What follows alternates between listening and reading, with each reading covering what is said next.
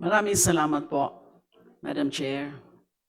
Madam Chair, distinguished colleagues at sa ating mga kababayan, magandang umaga po.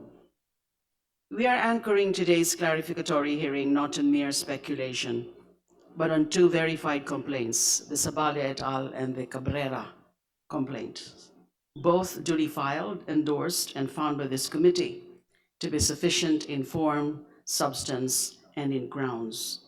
Ibig sabihin po, hindi ito basta-bastang paratang dahil ang mga complaints na ito ay dumaan sa itinakdang proseso at nakitaan ng sapat na batayan upang dinggin ng committee ito at umabot sa stage na ito, which is the clarificatory hearing to determine probable cause.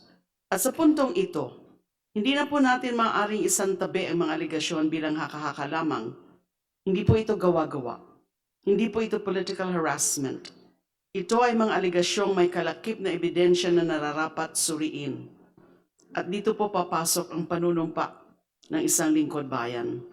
Noong 2022, noong siya ay mahalal bilang pangalawang Pangulo, the Vice President swore that she will faithfully and conscientiously fulfill her duties as Vice President of the Philippines, preserve and defend the Constitution, execute its laws, do justice to every man, and consecrate herself to the service of the nation.